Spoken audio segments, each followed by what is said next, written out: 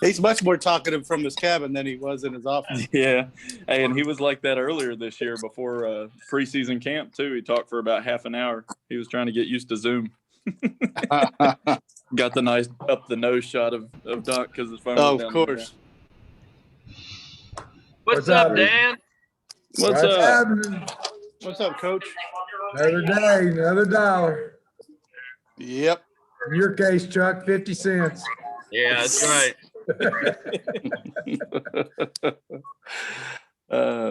What's up? Well, you ready to play? So do you think you're actually going to get a play this weekend? I told you, I don't think any more than today. I got practice. That's it. I don't know. That's the smartest way to do it. Well, that's the only way, you know. Yep. They'll kill you. Is it more a Texas thing with the weather, Dan, or is it more a Texas thing with COVID, or what are you hearing? Well, the Rice issue was a COVID case. Yeah. Texas was with North Texas with Western was travel. Oh, Well, you know, they're okay COVID wise, and travel should be fine now. So I'm expecting. I'm not thinking about it. so North Texas wasn't quarantined and not able to practice and that kind of stuff. No. Okay, I got you. No, they doing what we do. That's it. Mm. So what can you tell us about them if they're coming? Team plays hard for the coach, very competitive, have a little, you can see a little determination in who they are, pretty physical defensively, fairly physical team. They're not overly physical players, but a physical playing team. Big kid inside's got a body, 6'10", doesn't have a lot of lift, but a physical player inside, uses his body well. They are a shooting three-point team, but not a quick shooting one. They'll try to penetrate or hold a little bit. They don't just take a real quick three. And that's why they're one of the slower paced teams in the country. You know, they like the scores in the 60s. Like I said, good defensive team because they play hard. They don't really have a shot blocker. I don't think they're that big in steals, but just good, solid, hard playing defensive team, and a 4-out, 1-in system on offense. They'll post the big kid some. He's a leader in assists, so if you come down and help a lot, likes to kick the ball out, is a good passer. Not a quick, like I said, three-point shooting team, but we'll shoot it. And their point guard is a good penetrator and got different finishes off the dribble. So that's about the best I can give you. So it looks like this sets up as kind of a battle of pace. Not really, because Chuck, in my opinion, and for us, we play the way the game is played, and whoever it is we're playing, we can play a 60 game or a 100 game. Okay. If they're shooting quick, we're shooting quick. If they're not, you know, maybe we are, they're not. I don't think we are, I don't want to use that term. We're not totally controlled by pace. Adaptable. Yeah, we play the flow of the game, however it is, whomever we're playing. And I think we're capable of doing that. And we've shown that over the years. You know, we've beaten Old Dominion a lot of times in the 60s, you know, so. Mm-hmm. And we've, you know, I do think if it gets into a wide open game, that we have a better chance of winning. We're probably more likely to win, but we're capable of playing a slower pace and winning the ball game. Is that why it's so key, Coach, to have Jared, Andrew, you guys at the point that know what they're doing and know when to attack and when to, you know, slow it down a bit to kind of figure out what they're doing as well? Well, Better leadership. Guards at this level, well, almost at any level, they'll tell you that, you know, you better have good guards or you're not going to win. And we have 3 good guards who can take care of the basketball. They can score, they can pass, they'll defend, they're willing defenders. And, you know, that's why I think we're a danger team to anybody we play. And, of course, you know, it's always better to look out there and you got a point guard like Jared or even Tavion, those two mostly, that elite, they'll tell you what to do before you have a chance to tell them. So, and we think along the same lines. They know when to pace and take the air out of the ball a little bit, what type of lead you got to have, what type time it needs to be on the clock, those things. So they can do that and do it well. Hey, Dan, you guys have been through a couple of these extended breaks now this season. You guys were playing so well before this most recent one. Do you not worry, but how do you go about keeping the guys up when you've got these long breaks, and has it been difficult? Well, you know, I think all coaches have different types of personalities on all teams. I can tell you about my team. My team are, if I give them a day off, they're in here shooting on their own. So my way of thinking, the longer delays would hurt you more at the beginning of the season than they do at the end of the season. And now it's more about they know what we're doing. They know they've experienced playing at a high rate. They know when they're not playing energetically and at a high rate. So now it's more about they're mentally fresh as well as physical. But really at this time of year, it's more about mental. You get tired, you know, the routines and the constant pressure of performing at a high level. And a lot of times the mental rest is more important than the physical rest. And so we try to keep our practices light. We've gone over, when we have the extended periods, we go back to making them better individually and not so much as far as team play and preparing for the next team. That gets into where it starts, I think, you know, forcing you to look at practices at a more focused level as opposed to coming out, working on drop steps and ball handling and passing. That doesn't wear you out as much as the constant trying to figure out what you're going to do against this next team. So right now we go back and I've gone over the other day. Let's see, we scrimmaged. We wanted to put one scrimmage in. We scrimmaged Saturday. Gave them a day off Sunday. Came back, watched film of North Texas. Went over their tendencies with them on film. Then I let them go out and shoot on their own with managers. Today we'll get into more of the defending the actions, more of the actual game prep. Prior to that, on the Friday, with almost all individual getting them better. When we were supposed to be playing a game, we basically just getting them better individually for Thursday and Friday. And even when we found out Tuesday we weren't going to play Friday and Saturday or whenever it was, we went right back to trying to make them better as players, working on individual skills and skills they would need to run our offense. Yeah, along those same lines that Tom's talking about, does it make it tougher for you to realize how your team will come out? You've had games like Middle where you had that long, you know, lull before you got back into it and kind of blew them out. Then you've played at ODU and you came out quickly. Is it hard to get a measure of how your guys will respond when they've been off so long?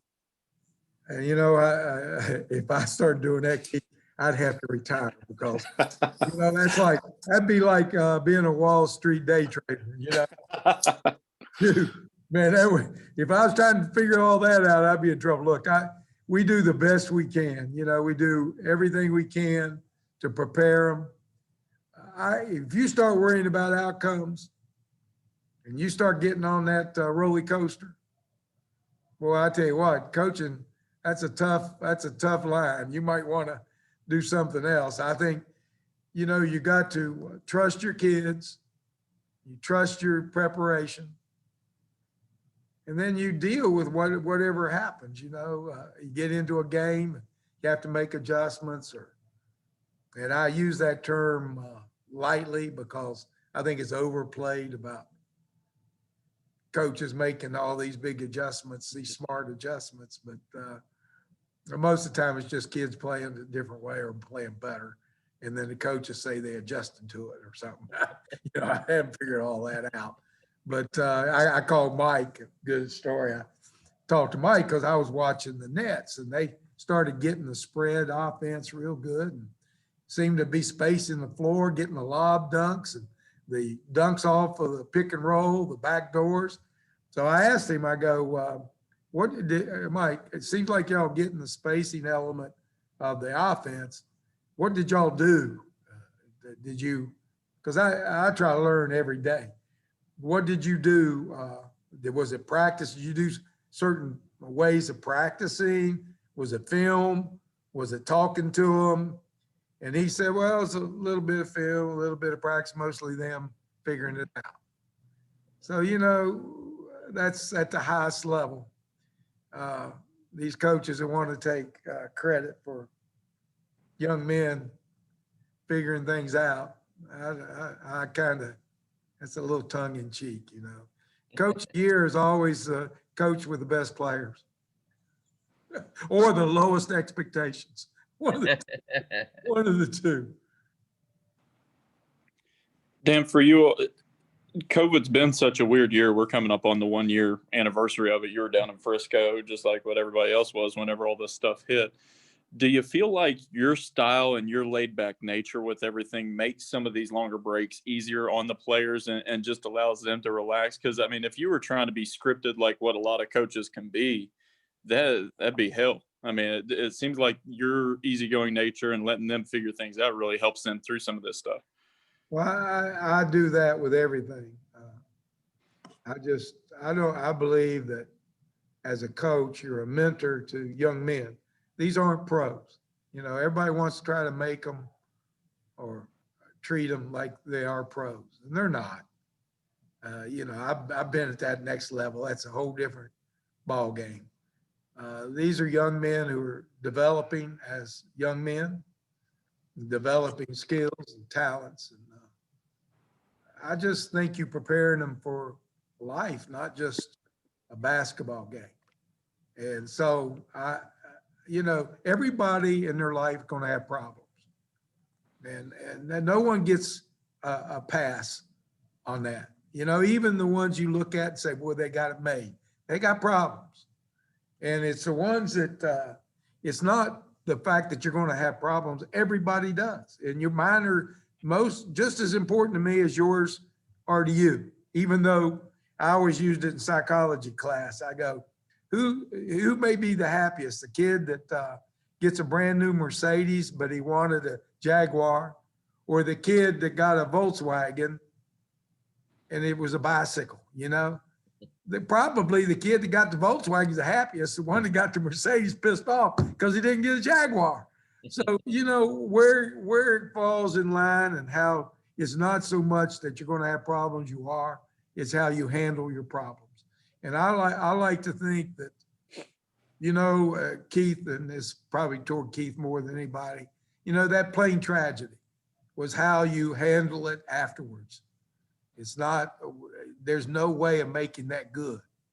You know, there's not anything good at all.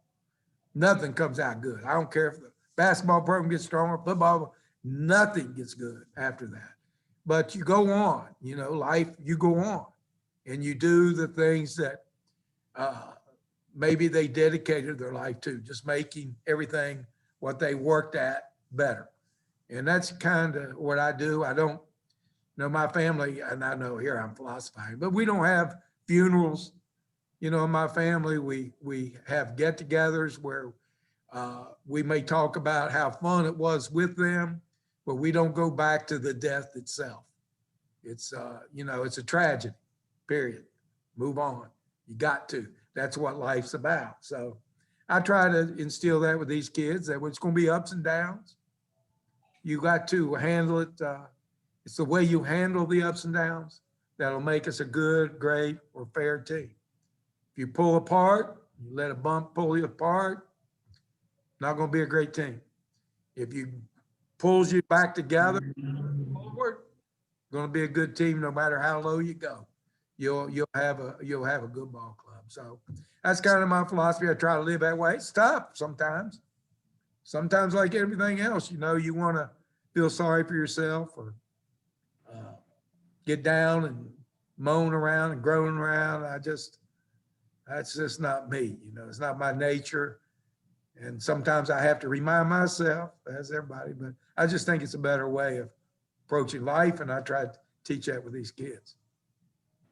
Dan, in most seasons, typical seasons, I know this hasn't been a typical season, but there gets a point where you see the younger guys, the freshmen, they maybe kind of hit a wall, slow down a little bit in their first season in college ball. With specifically your younger guys like David, Obina, the other freshmen, how do you feel like they are at this point in the season with the stretch run coming up here? Well, David, I think, is, getting more toward his potential than Obina offensively. Defensively, hustle and just activity, Obina's right there. David has to do more work in that area. He's getting there, but he needs the more work area. He's got a little bit more finished offensive game. Obina has the activity area down for good. Needs to get a little bit better offensively. So they both have growth areas. And I think typically where it really comes out is your sophomore year that you'll have that lull. And they name that the sophomore, whatever it is they call it.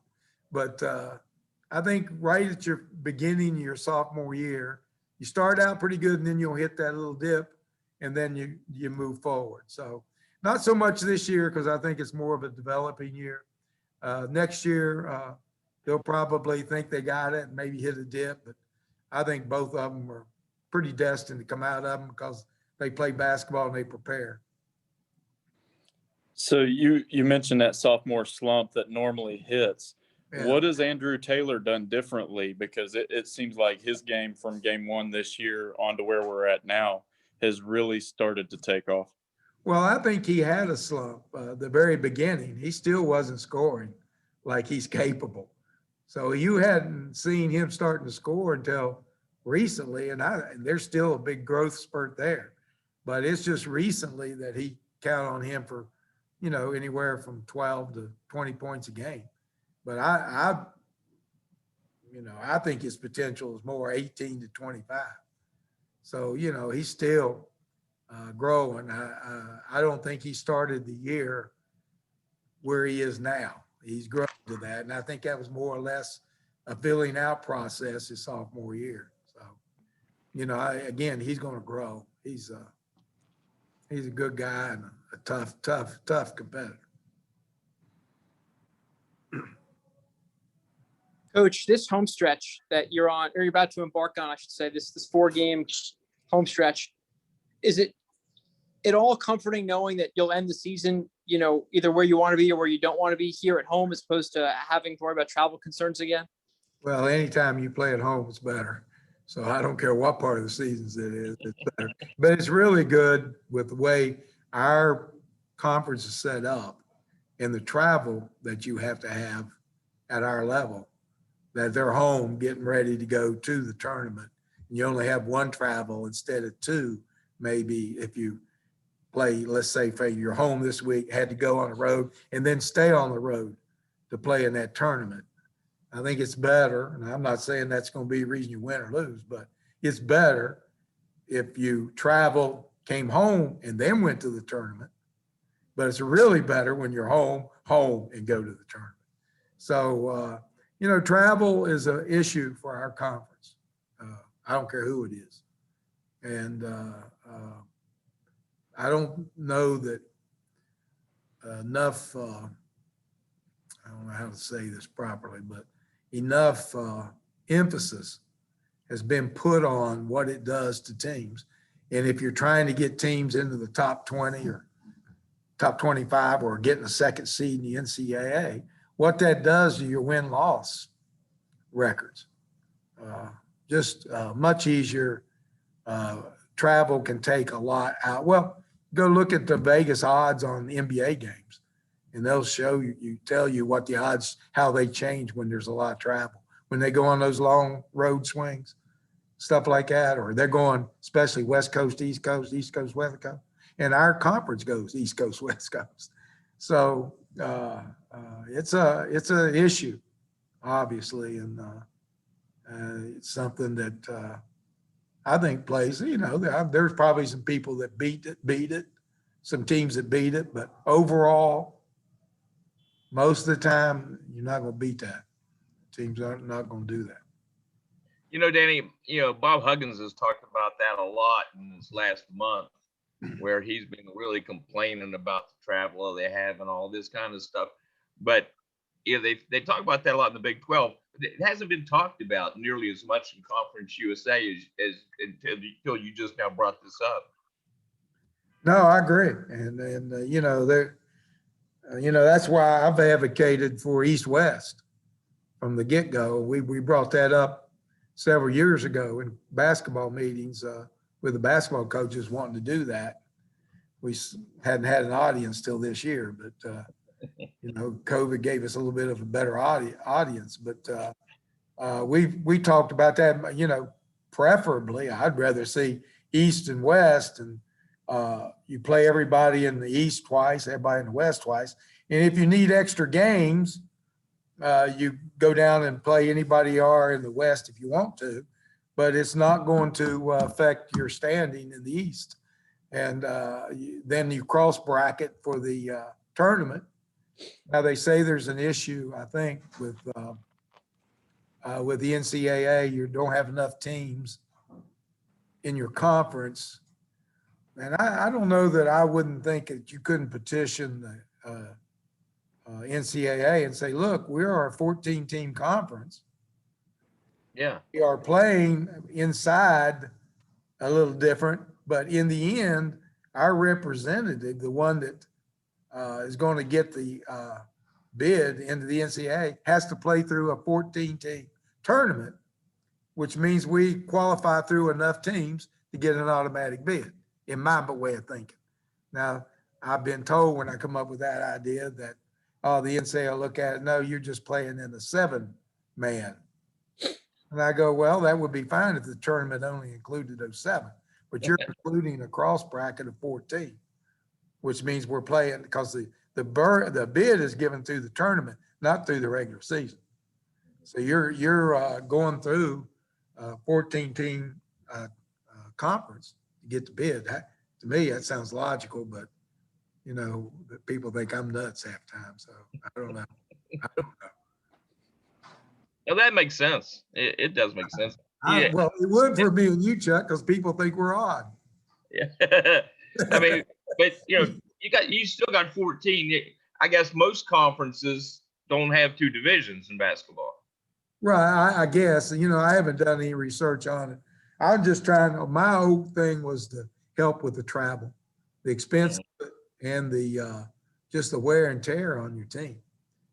It's tough to go public and go into airport. When you're traveling 8 hours prior the day before you go play, that's not easy. And most of the time, if we're going, even to Florida, it's Florida 6-7 hours. So going to Texas sometimes 8-10 hours before you can get there. Plus you have an airport, you got to go connect. A lot of times we have to drive to Lexington and Cincinnati or Charlotte to get on a plane. So, that's everybody comes out, why didn't you win? Well, you weren't ready. Well, Flying commercial is a whole nother ballgame. Yeah, you got to fly, you're waiting. No, you got to make a connecting flight. So that's another hour in a airport hanging out.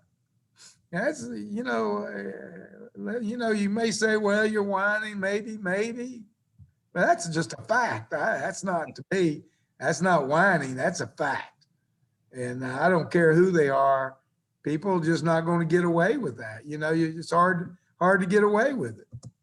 So anyway, that's my thoughts anyway. I just think to get the conference better, that needs to be considered. Absolutely. something that you have to overcome. You got to find a solution, a better solution, what we're doing. So. That it? All good, Dan. Thank you. Think All we're right, good, bro. bud. Thanks, Dan. Thanks, Dan. Y'all take care. You too. You too.